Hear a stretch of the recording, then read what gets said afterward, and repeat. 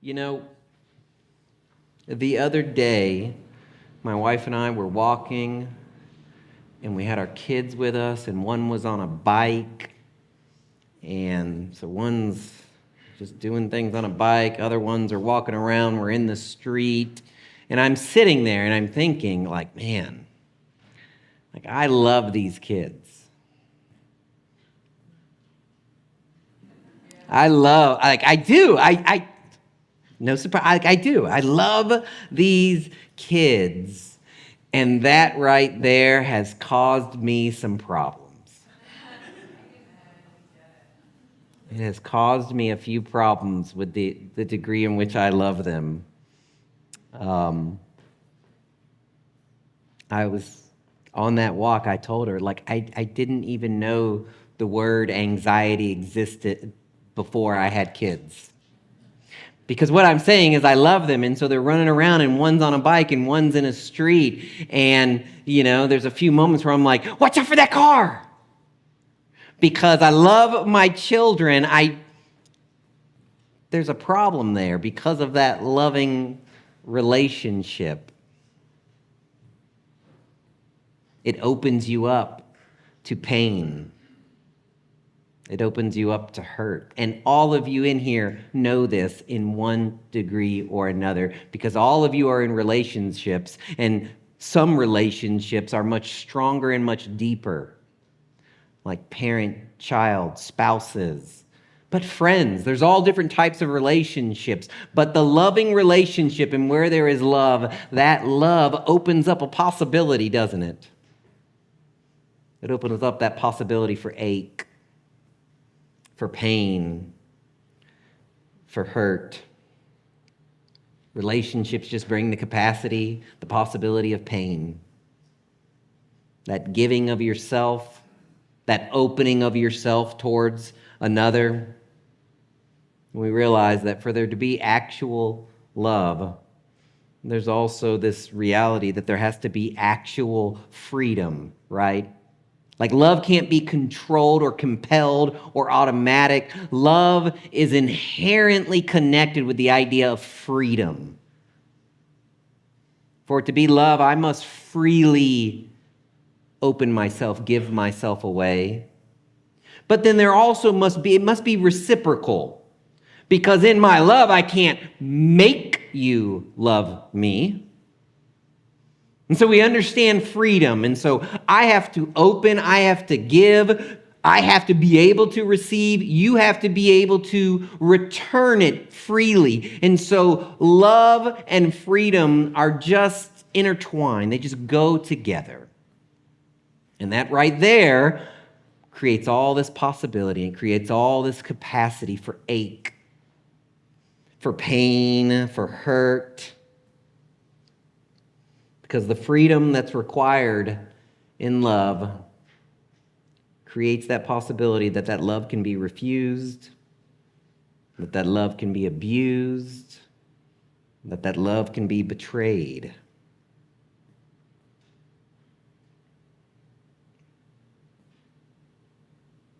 There was a man who had 2 sons. Do you know what we call such a man? Well, yes, and yes, but we call that man a father because that's what happens when you have 2 sons. By nature of having children, the man is a father.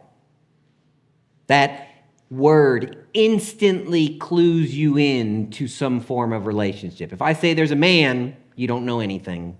If I say there's a father, you know something automatically. The word triggers things automatically. It's a relational word. So you're already cued in on something. And as some of you know, 3 years ago, basically to the holiday, maybe not to the date, I preached my first sermon here. I preached it on Father's Day, and I preached on the prodigal. I preached on this father. And I spoke that Sunday about the prodigal, about the vulnerability of God, which is not maybe always a word or concepts that you throw together, but the vulnerability of God was the first sermon I ever spoke here. Creation, if you think about it, is an act of God's love. Creation is done in God's love.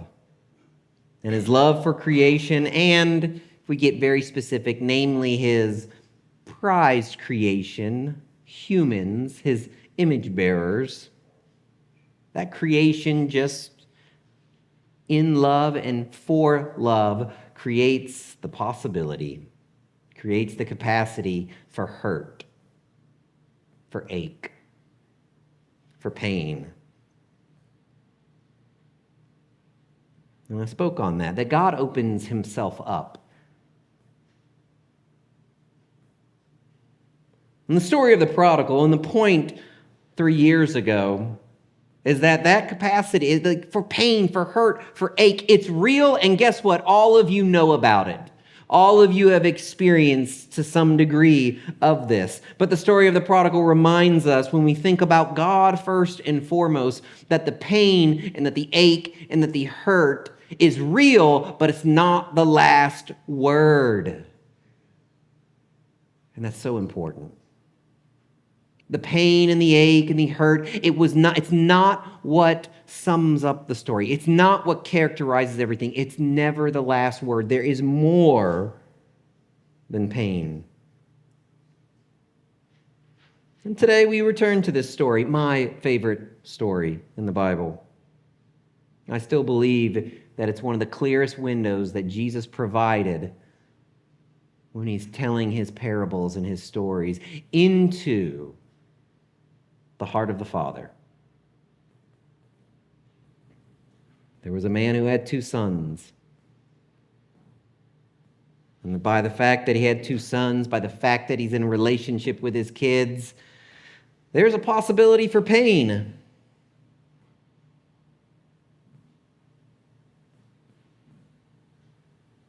And we see it manifest in this story, in the freedom of the son. The freedom of the one son. What's he do? Well, ultimately he wounds his father, right? If you're tracking in the story, he dishonors him. He hurts him. He brings shame upon the family. And basically what he's doing by saying, Father, give me my inheritance now, right? The shorthand. I really couldn't care less if you were dead. And it might even be better because then I would get the stuff that I'm just sitting around here waiting to get. That's what he's saying. And I think you fathers out there, but you don't even really need to be a father to kind of conceptualize this. Imagine that hurt. Imagine that pain. Imagine that ache. We see it right here in the, it'd be better if you were dead. Can I just hurry up and get my stuff? He shames his father. He dishonors him. And we move quickly. The story moves quickly, but see, it doesn't mean you have to move as quickly. You can imagine right here in the story, the father's hurt, the father's pain, but the story moves very quickly in that. And the first audience listening, and even us, like when we slow down, we see the shock in this. The son, this man had 2 sons, and the son said, Father, basically, it's better for you to give me all my stuff right now. I want to go. And see, you already, especially you fathers or parents or those with responsibility, feel a little bit of the indignation. And then the very next sentence, you're kind of like, what? And the father gave him his stuff and let him go. Like, that's not what you're expecting. The father lets him go. Or, I would like to say, it appears as though the father lets him go. The father's love for his son is costly. It's costing him at this moment. It's costing him that ache, that pain, that hurt. It's costing everything. There is cost right there. What does the father do with the pain, the hurt, the ache? We know what we can often do. Maybe you've seen it in yourself, maybe you've seen it in others. That pain, that inward and emotional pain that is created in these relationships when love is abused or love is betrayed, very often, right, it can force us, it can lead us, whatever the intention was, whatever happened, whether it's with children, whether it's with a spouse, whether it's with any form of relationship, when it's been betrayed, abused, or when it's just simply been lost out of no wrong.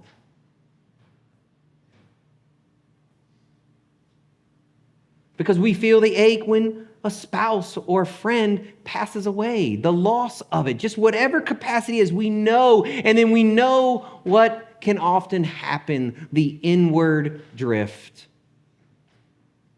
The inward drift, the isolation, the retreating. Why?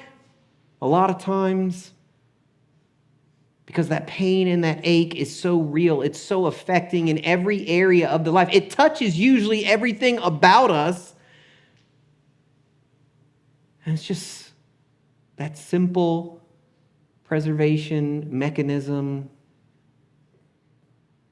I don't want this to happen again. I don't want to feel this again. I don't want, being out there, being in, you open up capacity again. You allow for this to maybe happen again in the future.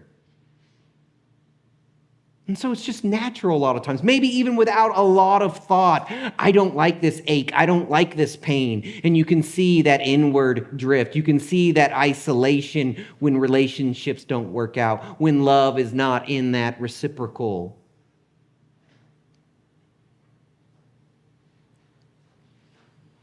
We don't like it. We protect ourselves by closing others out, by closing off situations. But the father in this story, who's been dishonored, who certainly feels this ache, what's he do? He watches. The father watches. The father remains where he is. He's doing his thing, but he's watching. We see in the story, if you know, with the son and with the circumstances and when everything with the son coming back home, we know that the father is watching because the father sees him a far way off. And says that he's filled with love and compassion, that he sees his son and he goes running towards him. There's no doubt that there was ache. There's no doubt that there was pain. But the pain, the ache, the betrayal, whatever you want to call it, it didn't shut him off. It didn't close him down. He watched. He still had the capacity for love and compassion, and he runs to his son. And certainly, and I've done this at other times, it's not as necessary today, the context and understanding the audience,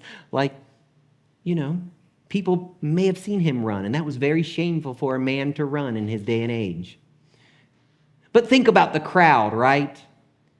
The father takes off. The father sees the son, and he goes running to his son. And almost like a sitcom, right? You can see the crowd along the side of the road sitting there, speaking out, saying, "Don't do it! Don't do it, Dad! He's just going to hurt you again. Slow down, be cautious, be careful. Don't open yourself up again."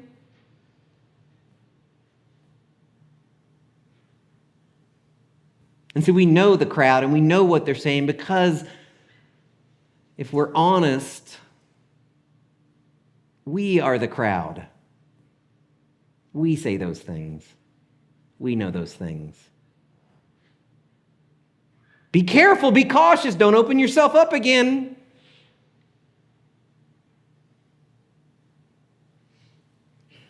But the father doesn't let his pain, he doesn't let his betrayal, those things don't close his heart. We watch the father in the story not just simply receive his son back, but restore his son. I love in the story, the son who has his prepared speech, he begins to speak to the father and it quickly moves and it almost looks as though like the father's not even looking at his son. speaking, because it's not like he's looking at the servant. Like the son's like, hey, Dad, and the father's already, as it says, and he turned to his servant and said, go. So the son is like saying what he needs to say, and he's like, hey, go get him a robe, go get him a ring, go get him a saint. Like he's already doing, restoring, like he's there. He's in that moment.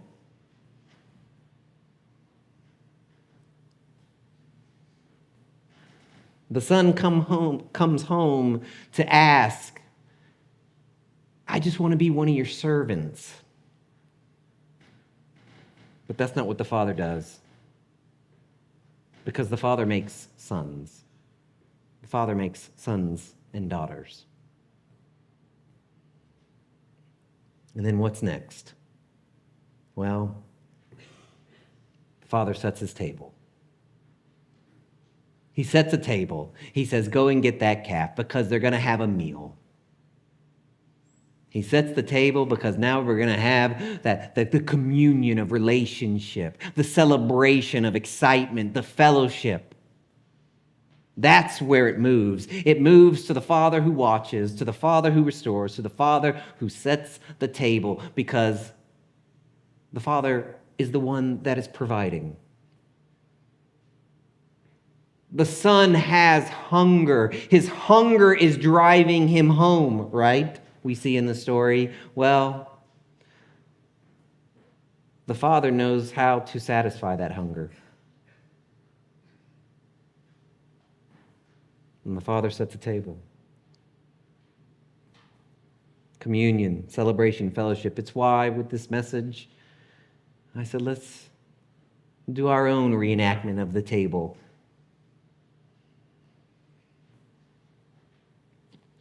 Friends, when you think of this parable, when you think of the heart of the Father, may you never forget who He is, His nature. When you are far off at times, may you always feel that you can come home.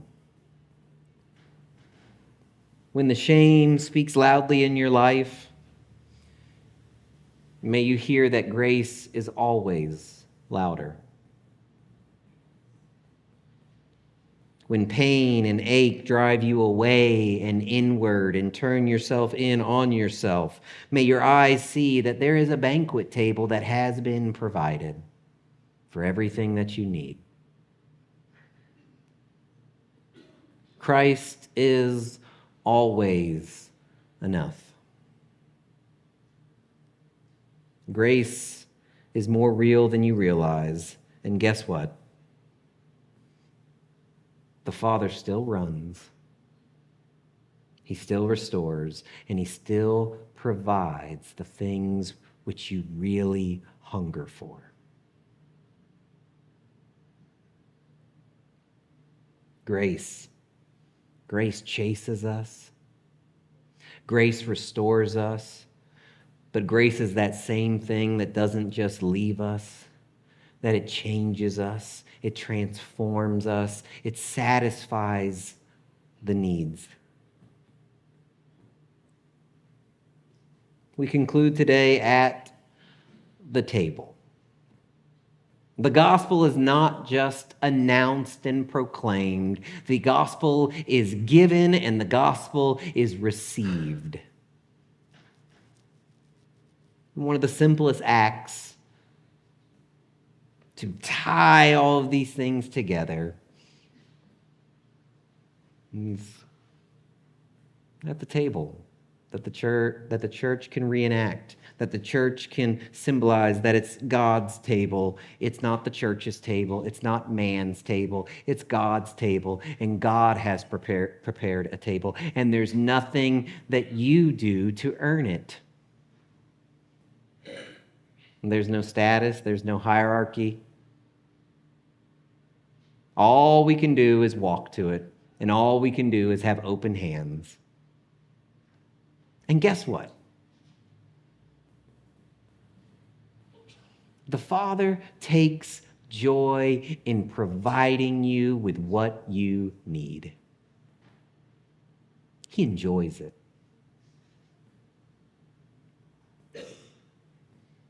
Come today with open hands. And so we will move into a time where if you would like to participate in communion, you may. You may also remain where you are. I want to invite the communion stewards to come up. As I said, this is the table not of the church, but of the Lord. It's made ready for those who love him and those who want to love him more.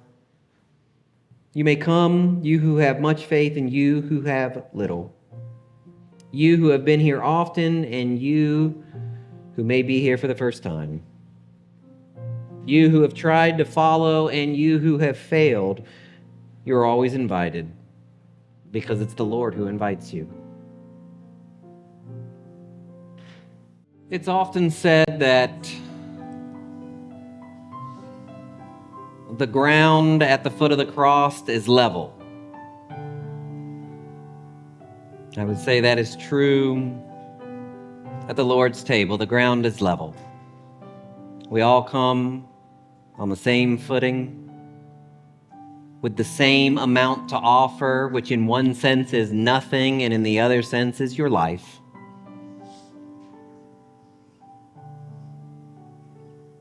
But we all come equal, on the same footing, but yet those that come in faith come called son and daughter. And there is nothing better than you can be called. May the Lord bless you. May he bless you. May he shine upon you. May you recognize his face turning towards you. Grace upon grace, and may he truly bring you peace / satisfy that hunger that only he can satisfy. Go in peace. Amen and amen.